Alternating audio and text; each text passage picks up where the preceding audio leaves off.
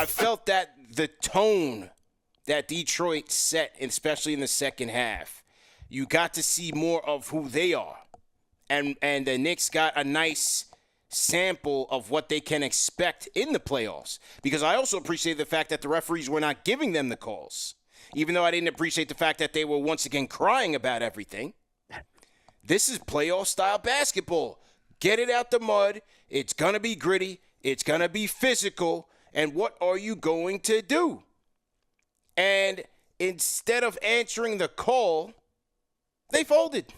Mm-hmm. They did. A mental meltdown from the second half. You had, how many turnovers did they have tonight? I mean, the turnovers were a doozy with Karl-Anthony Towns accounting for damn near half. They had 17 turnovers leading to 20 Pistons points. Karl-Anthony Towns accounting for 7 of those. You can't have that. We don't need that because you're playing right into their hands. Additionally, Detroit, they were attacking the basket, cutting all over the place. Knicks late on rotations. Detroit just having their way, and then once again, Cade just scoring over shorter, smaller Knicks defenders, whether it was Deuce, whether it was Landry Shamet. Tobias Harris got a gritty bucket or two in the paint. As your guest came on, as Koo said, this is exactly who they are. So, Ron Holland taking it to them. Yep. The athleticism showing off. I mean, how many points in the paint did the Pistons have tonight? They had points in the paint 66 to 46. That's their game. And conversely, they're 6th in the league in points in the paint. They're 4th in the league in opponents' points in the paint. Mm-hmm. And you saw a big reason why. Beef Stew was not giving Karl-Anthony Towns an inch out there. Jalen Duren was also doing his thing, too. Jalen Duren was doing his thing offensively. So I like the fact that they smacked the Knicks around tonight so that the Knicks know come game 1, you can't be playing with your food. These guys are hungry, and they are not going to quit for 48 minutes. So I like this loss tonight. Yeah, you like this loss tonight. Yeah. That just reminds me to the JD, like, how do you – what? Yeah. But here's where I'm conflicted, CP.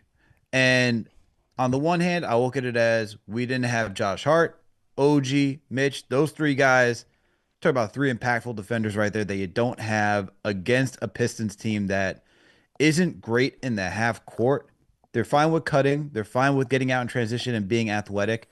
They obviously rely heavily on Cade to generate a lot of the offense, which they should. He's phenomenal. He's physical. He's got the height advantage against most of the guards. He's got the strength advantage as well. You just saw how he was backing down opponents and just getting into the paint.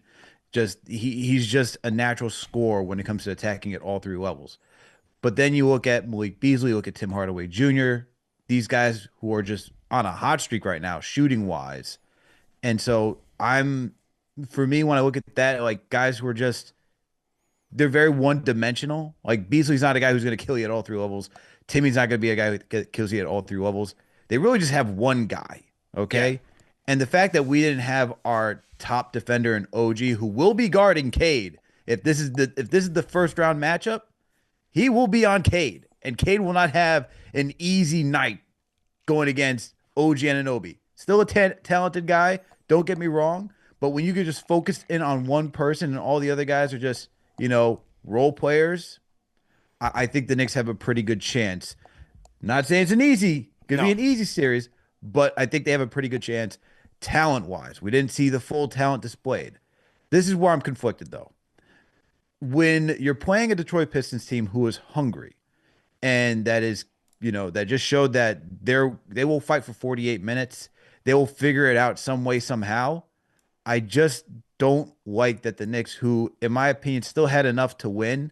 You had Brunson, you had Cat, you had Bridges out there that should have been more than enough to defeat the Pistons, lock up the 3rd seed, but they didn't. They folded. The energy just wasn't there from those guys. And I'm worried that if the Pistons come out hot, right? And let's be real. There are teams that we've seen over the past few postseasons that have had hot streaks, whether it's Miami with the Gabe Vincents of the world, Duncan Robinson finding his rhythm, all those guys. Like, we remember how far they can go. I'm not saying the Pistons team could get that distance, but I'm just saying that teams can get hot at the right time. You know, stuff like that has me a little concerned for a Knicks team that at times doesn't show that they're gritty enough, that they're locked in enough. And when we think about attention to detail being an issue against the Celtics, it's an issue again tonight. This team doesn't have a lot of wiggle room to say we can be okay and we'll turn it up in the postseason. They can't overlook anybody. I just don't think they don't have that switch, man. They just don't have that switch, and so We'll see. that's where We'll see. To say, I don't know if they have the switch tonight. I wouldn't say that for sure. I don't. Man, look. There's games that we've seen against the Cavs, the Celtics, the Thunder, where it's like moments where, all right, guys, let's dial it up. Or like they did it most recently against the Celtics, but Right. that's one game out of many for a sample size. But see, so that's where it's like, I don't know, man. Where I disagree is that they dial it up for the Celtics the same reason the Pistons dial it up for them tonight. Sure. They dialed it up for the Celtics the other night to try to send that message and win that game. The Pistons dialed it up tonight to try to send the message and win that game. I don't mind the Knicks not matching that. We have nothing to gain here by doing that. We don't need guys limping into the playoffs to try to win this meaningless game against the Pistons tonight. Conversely, your three grittiest players are all out. Mm-hmm. And this is another example where both OG and Mitch are ultimately going to determine how far this Knicks team goes in the playoffs. That's why I'm not worried. Like, I don't need to see, you already saw Brunson roll, not his right ankle, he rolls his left ankle. I don't need to see him going to the max to meet the Detroit Pistons because they're desperate tonight to send a message. We don't need to do that. I don't need Karl Anthony Towns out there, getting hurt, trying to send a message to Beef Stew. Like, I don't need that to be the case. Now, they need to answer the call when it counts, for sure. And we will tell. Money time is coming up in a couple of days. But I'm not going to stress them not needing the physicality of the Pistons on a night like tonight. They didn't need this game. Pistons shoot 57% from the field. No defense by the Knicks. And Knicks were shooting well early and cooled off late. 46% from the field. They shoot 32% from downtown. Pistons shoot 36% from downtown. From the free throw line, Knicks go 78% from the free throw line, and Pistons go 72%. The Knicks did lose the rebounding battle by 1. 32 assists did the Knicks have tonight to 20 for the Pistons. The Knicks did get 11 steals tonight, but they turned the ball over 17 times, which led to 20 Pistons points. And then fast break points, 13-9. The Knicks won that, but they got smoked in the paint, 66-46.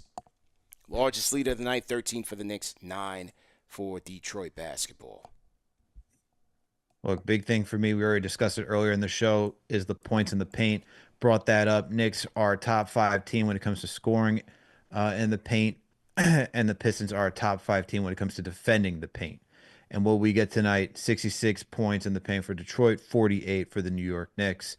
For a team that loves to get downhill, to work in the paint between Brunson and Cat, you want to see this even, you want to see a more favorable number. Obviously, they didn't have their full rotation tonight in that starting 5. But you want to see against a team like the Pistons that you still have enough talent to go out there and win. Tonight, they just, fell short, whether it's them selling out, whatever you want your thoughts to be. Wish they just won that one. And then when you talk about shooting wise, Pistons were just on fire, man. I mean, 57% from the field. Yeah. Man. The one thing I did like though is that the rebounding battle was pretty even, considering that we didn't even have Mitch and Hart out there. So that was a good showing because this Detroit Pistons team is physical. So I think you could hang your hat there. If you're not even trying and you lost the rebound battle by 1, hey, you get Hart back out there. OG's been grabbing boards pretty well too. You get Mitch. On top of that, if you throw PJ into the mix just because you need some offensive boards, I like the Knicks' chances at securing second chance opportunities if these teams face in the postseason. Yeah, I did think the rebounding battle was encouraging. I'm with you there. But the points in the paint, that was Detroit basketball. The turnovers leading to Detroit points, that was Detroit basketball. The Knicks have to play smarter. They absolutely have to play smarter and cut down. They damn near handed them the basketball with the stupid sloppy passes that they were making. So you just can't have that. It gives the plays right into the other team's hands. It gets the crowd involved, and before you know it, they have momentum. So that was something that that should have been, eye-opening for the Knicks as they look forward to Game 1, potentially against these Pistons. The key stats of the night brought to you guys by DraftKings Sportsbook. Who's scoring big in the NBA this season? You are, with all the new ways to get in on the action at DraftKings Sportsbook, the official sports betting partner of the NBA. From Monster Slams to Dishing the Rock to Cleaning the Glass, get behind your favorite players and prop bets you can make on DraftKings, the home of the NBA player props. And for you new customers out there, here's something special for you. Bet $5 to get $150 in bonus bets instantly. And that's with DraftKings Sportsbook. The crown is yours. Use our code KFTV to get that deal. And if you have a gambling problem, call 1-800-GAMBLER. In New York, call 877-8-HOPE-NY or text HOPE-NY, which is 467-369. In Connecticut, help is available for problem gambling. Call 888-789-7777 or visit ccpg.org. Please play responsibly. 21 plus age and eligibility varies by jurisdiction. Void in Ontario, and bonus bets expire 168 hours after issuance. For additional terms and responsible gaming resources, visit dkng.co/bball.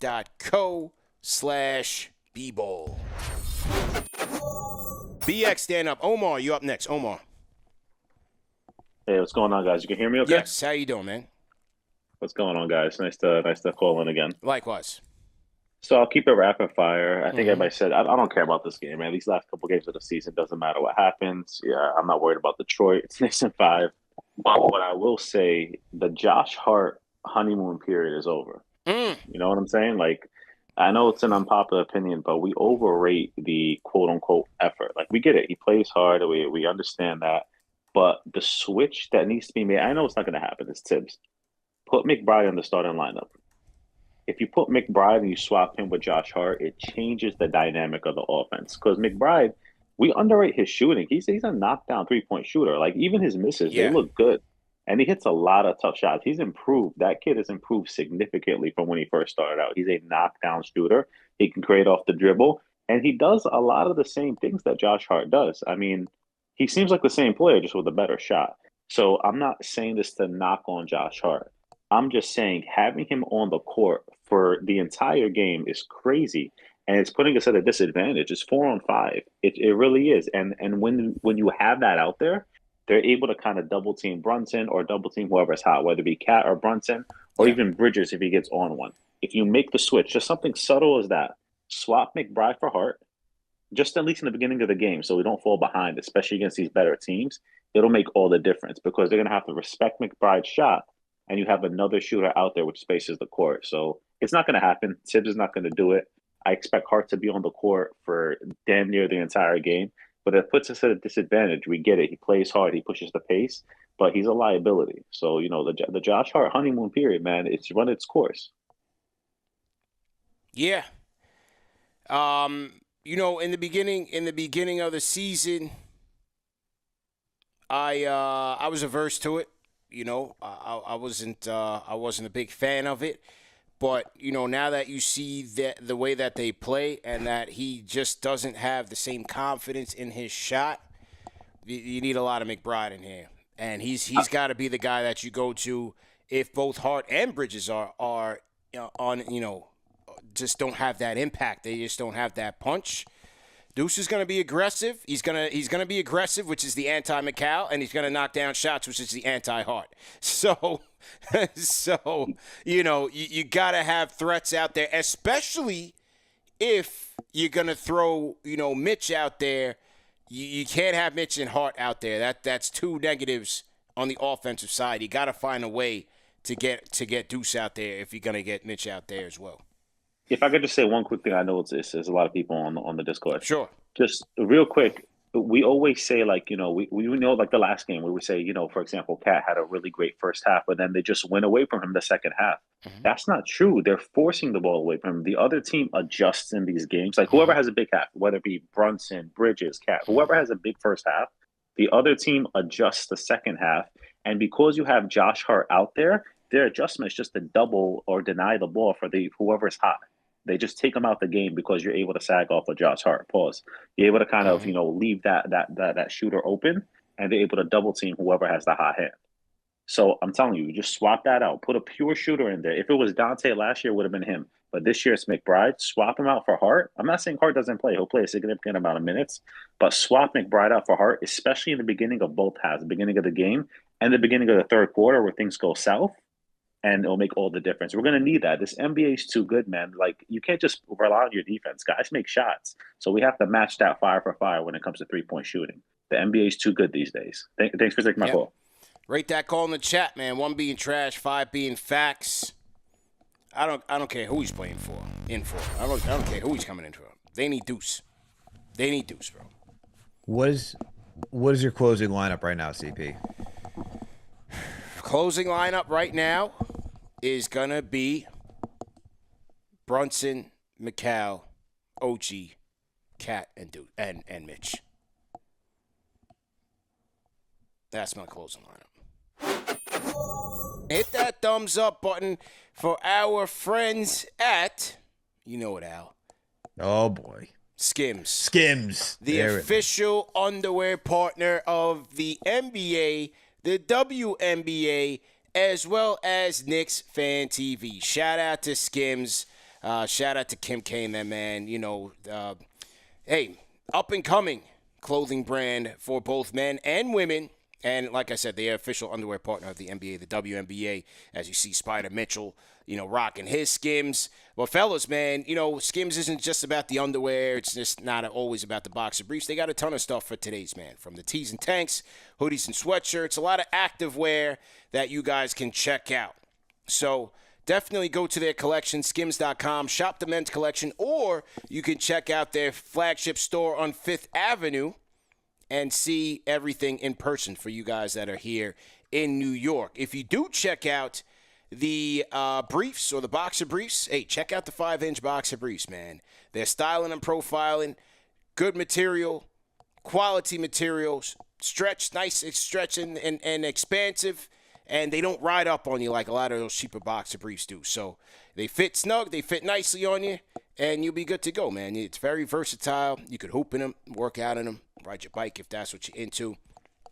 So very sleek, very snug. Kind of just like those athletic tights. That's the best way that I would describe them, but also comfortable. Alex knows as well. We sent him a care package of Skims, and so he's been styling and profiling as well. So make sure, once again, you guys check them out. And once you make a purchase on skims.com or check out the flagship store, they will send you a post-purchase survey in an email asking you how you found out about them. All you do is click on podcast and then click on KnicksFanTV. That's how we get our credit, and that's how we run the show here, man. It's how we keep the lights on and run all these shows like Post Game Live, like the play-by-play show. Like, we're running up a lot of content coming up this playoffs.